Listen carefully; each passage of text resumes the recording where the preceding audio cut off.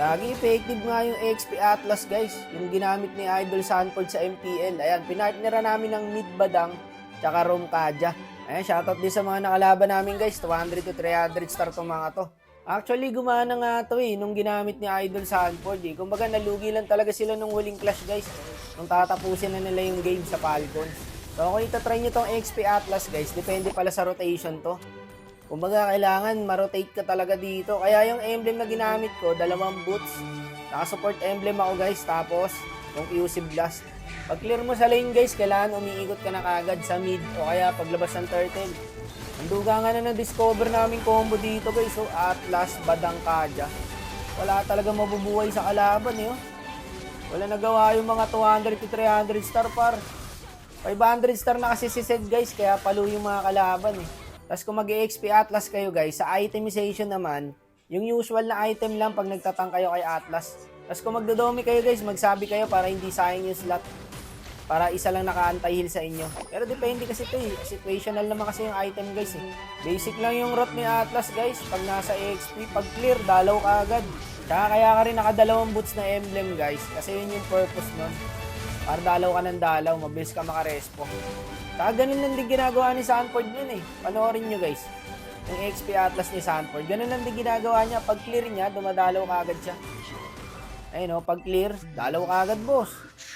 Lalo pagka sa turtle guys, kailangan lahat ng turtle puntahan nyo. Ang OP kasi ng slow nito talaga boss, gagi, lagkitan talaga. Sticking madikit. Paano mo ilagan yung skill namin dyan boss Puro kami sisi, Badang, Atlas, Kaja. Tapos babakbakin na lang ng Lucas. Gaging gandang combo nga to guys. Pag ginawa nyo to. Kaso kung gagawin nyo pala tong combo na to guys, depende sa inyo.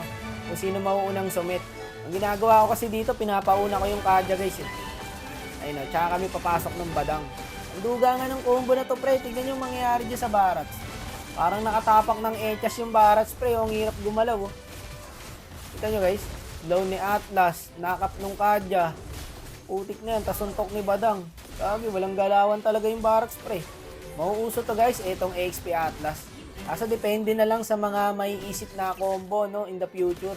Dito nga guys, hindi kami nagkaintindihan Pagilan ng Kaja, ulti ako. Tapos nilayo ng Lucas.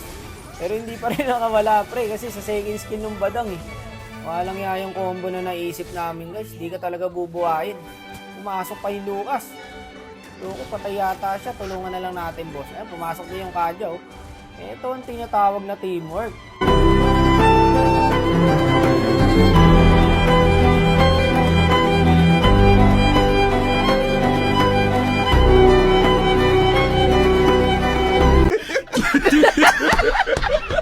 Pero legit lang, guys, Effective talaga ang XP Atlas.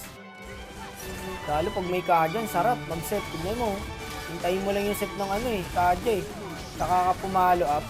Gago, walang magawa yung kalabang guys, Mauuso tong combo na to. Atlas, Kaja, Badang. Tapos may digi yung kalaban. Gago, sarap pumombo yung brad. Pwede to, gago. Depende lang to guys. Sa pag-execute nyo ng combo. Gago, hindi pa natapos. Kaya pinapauna ko rin sumit yung Kaja guys. Kasi puro panakas yung hero ng kalaban. Ayun kasi pag naka-ulti yung Kaja dyan, hindi na makakatakas yan.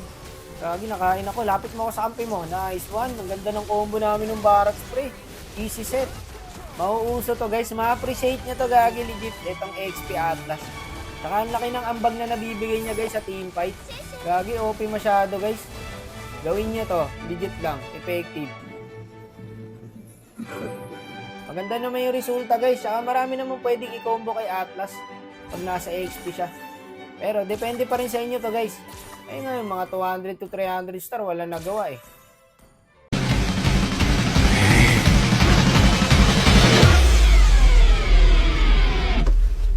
Heh